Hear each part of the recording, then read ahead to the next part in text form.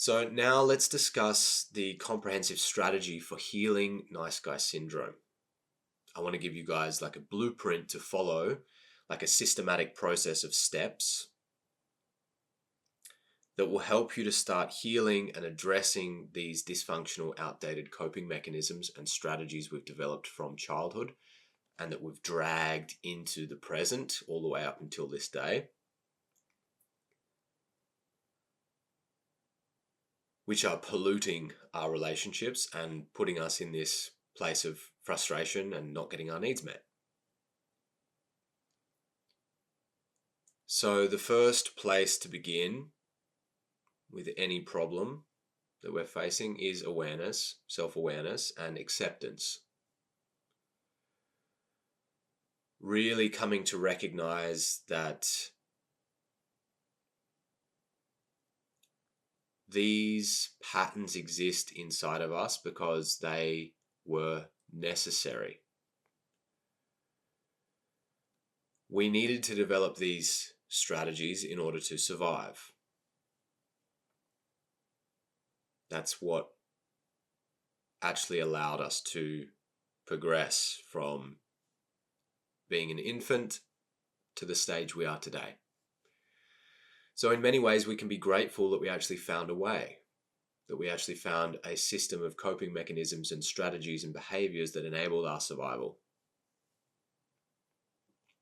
So it's okay to be a nice guy. It's okay to have these mechanisms playing out inside of you, because this is the starting point or the continuation point for our own continued development through the developmental stages.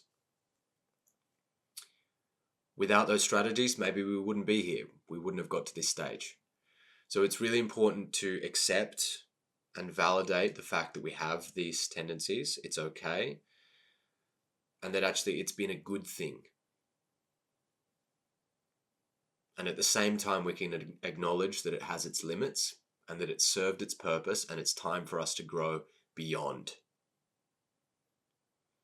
It's really important that we start to see these mechanisms playing out inside of us, connecting the dots, educating ourselves and starting to really self-reflect and see how this is playing out in our lives and starting to bookmark the moments when we see the patterns. This is crucial because from there we'll be able to start choosing different behaviors and different strategies, and we'll talk about that in the next points that I want to make, exactly what those strategies look like. So we have the old dysfunctional coping mechanism. We're going to start supplanting that with a new, more functional, healthier coping mechanism that actually leads to us being empowered instead of crippled and frustrated. So the first one of those is learning to set boundaries. In order to do that, we need to understand the importance and to learn about interpersonal boundaries and what that even is, and how it looks to basically start to define the limits of what we feel is okay and not okay. We need to learn to face the fear and discomfort of saying no to people when you really mean it, and also just in general, learning to express our feelings, to basically reclaim our authenticity and start living in alignment with that, which means defending our boundaries and starting to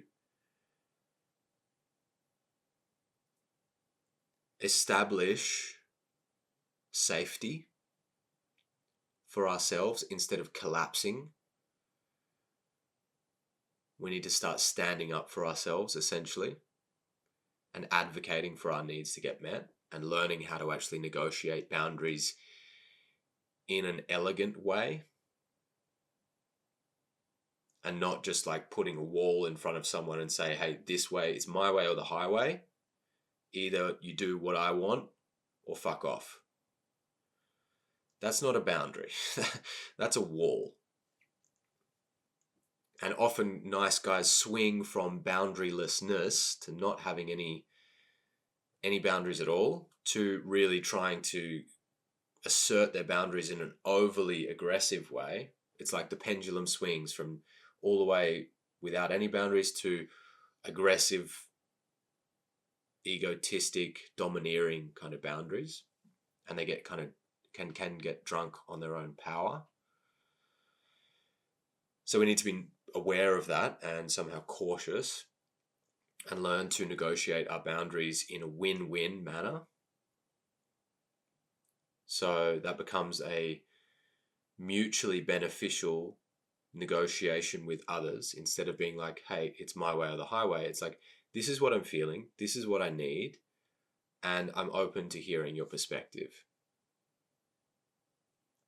How might we navigate this in a way that leaves me feeling safe and respected, and you also get to express your truth? Or you also get to get your need met in a certain way. You feel the difference there, right? It's much more collaborative. And that's a skill. That's something we need to practice. And it gets easier and easier the more that we grease those grooves and start practicing and getting reps in. And we get more and more comfortable with that process, and that starts to enable us to feel safe in the presence of others and to get the respect that we deserve. We've also got to start developing our ability to be assertive, to have an assertive capacity within our communication. So that means really being able to express our needs, feelings, and desires in a clear and at the same time respectful way. And that means we also need to be okay and comfortable within ourselves if our needs are not met, or if others don't reciprocate in the way that we had hoped or they don't want to. That's okay. That doesn't mean we need to capitulate. That doesn't mean we need to sacrifice our needs. We need to be okay with others not meeting them. And if that's the case, there might need to be follow-up consequences.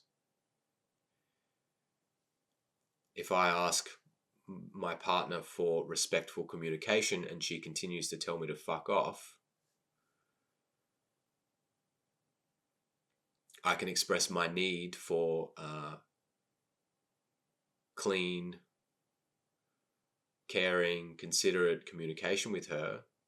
She doesn't have to meet that. She might say, no, I really need to express my pain in this way, and that's not something I'm willing to compromise, and she keeps doing it. Then I might need to reevaluate the relationship and decide if this is the kind of relationship that I want to be in, and decide if I'm willing to negotiate that boundary. And if it's not, I need to be able to say, hey, this is not the kind of relationship I'm looking for. I feel a deep need to be respected and to be talked to in a clear and healthy way. And if we can't do that, then I'm not going to continue to be in this. And I think it might be better if we love in different directions. And that's a skill. We need to practice that. We need to be able to express ourselves clearly, authentically, advocating for our needs and willing to negotiate. And also to be okay and to trust ourselves and have the strength within us to take hard decisions and to take a stand and to have a place where we do draw the line. That's what it means to have an assertiveness in our communication. We know where the limits are. We're comfortable talking around those limits, and we're comfortable making decisions if those limits are not respected. And in this way, we actually learn to shape reality around ourselves. Instead of being the leaf in the wind, as the nice guy often is, because he's too afraid to truly express what he thinks, what he feels, what he needs, and what's okay and what's not okay, he becomes at the mercy of others who might have a stronger opinion than him, who might have a clear direction or definition of what they want. And so, well, he just goes along with it. It's better to be in connection and to get some kind of validation than to be completely rejected and cut out. And he's terrified of being rejected and abandoned, so he will compromise and sacrifice his needs. If we want to evolve through this coping mechanism, we need to address that underlying fear and really establish the capacity to be autonomous. And that confidence in our ability to be autonomous comes out in our ability to communicate in an assertive way. We also really need to start developing emotional honesty, really having the balls to communicate the truth of what we feel and what we desire and what we need. We need to open up about how we feel without having or being crippled by this fear of judgment. It's okay to have the fear, but we can't let that fear cripple us and stop us from actually expressing. Without emotional honesty, we're going to continue to remain inauthentic. And authenticity is so crucial for building genuine connection and healthy relationships. In fact, you can't build genuine connection or healthy relationships without authenticity, without showing up with the real you. So we really need to start practicing this and honing this and taking this on as a challenge. And that involves integrating the difficult negative emotions that exist inside of us. That means confronting our fear, acknowledging and sitting with the anger, the resentment, the shame, the guilt, the grief, all of these heavy negative emotions. We need to learn to integrate them and express them in a healthy way, and thereby pull those plastic balls out of the pool and start creating more space inside of us to free ourselves up from all of the trauma, all of the repressed emotions, all of that bottled up shadow that's existing inside of us needs to slowly find resolution and find space to be expressed. So we need to find healthy ways of doing that. We need to create the kind of relationships that facilitate that and make space for that. Conscious relationships. I recently did an episode on conscious relationships and how you can start building those. If you haven't listened to that, it's definitely worth going back and checking that out. Through this process, we're going to start to develop our self-worth. We're going to start being more authentic and identifying our needs, desires, and the things that fulfill us. We want to engage in activities and habits that really foster this deep sense of self-esteem, which is an internal appreciation and validation of who you are.